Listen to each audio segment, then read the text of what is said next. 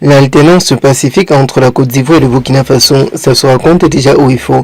Au niveau de la frontière Burkina Faso-Côte d'Ivoire, plus de 50 terroristes ivoiriens déjà arrêtés. Le capitaine Ibrahim Traoré avertit de nouveau le président de la République de Côte d'Ivoire, Alassane Dramane Ouattara. La situation sociopolitique ne cesse de se compliquer entre la Côte d'Ivoire et le Burkina Faso. Mais que se passe-t-il en réalité ?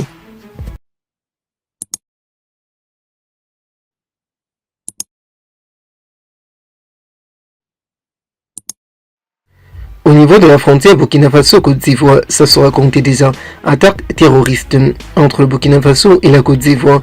Les tensions sociopolitiques à la conséquence réelle dans une grande zone où la frontière est mal délimitée. Ça s'explique déjà. La mort de 4 villageois et la disparition tragique d'un villageois dans la nuit du dimanche 24 à lundi 25 janvier 2026. Au nord-est de la Côte d'Ivoire ont été confirmés par l'armée ivoirienne le 29 janvier 2026. C'est la première attaque depuis la nuit des temps jusqu'à présentement, depuis 2021, sur le sol ivoirien. Témoigne ainsi un journaliste proche collaborateur du Burkina Faso, chercheur spécialiste des questions de défense à l'université Félix Houphouët-Boigny d'Abidjan, était l'invité d'Africa Radio en ce lundi 1er septembre.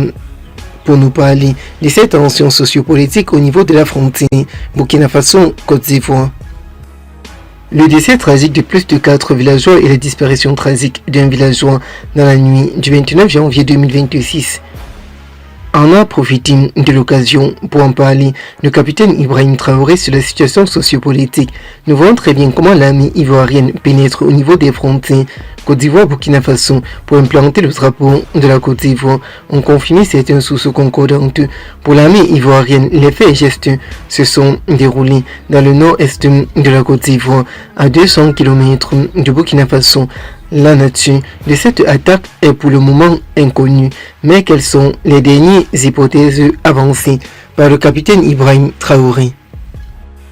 Présentement, entre le Burkina Faso et la Côte d'Ivoire, le torchon ne cesse de brûler. Entre le Burkina Faso et la Côte d'Ivoire et l'arrestation de nombreux proches collaborateurs pro-Ouattara sur l'étendue du territoire au Burkina Faso en dit déjà long.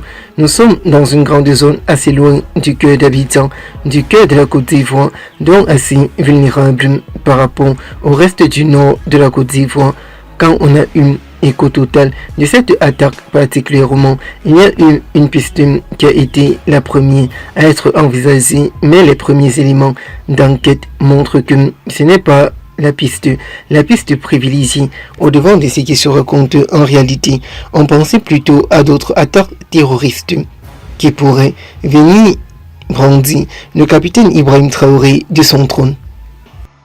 En effet, dans cette grande zone, il y a des djihadistes. Il y a aussi les milices du président de la République de Côte d'Ivoire, Alassane Dramane Ouattara. Il y a aussi les milices des VDP, qui sont la milice civile burkinabé, chargée de lutter contre le terrorisme et qui est aussi accusée d'extension. Et il y a aussi divers trafics. Alors la frontière entre le Burkina Faso et la Côte d'Ivoire est décrite comme étant mal délimitée. Qu'est-ce qui ne va pas entre le Burkina Faso et la Côte d'Ivoire? Depuis la montée au pouvoir du capitaine Ibrahim Traoré, tout va déjà de mal en pis entre le Burkina Faso et la Côte d'Ivoire. Entre le Burkina Faso et la Côte d'Ivoire, tout va déjà de mal en pis et ça se raconte comme la plupart des Français africains.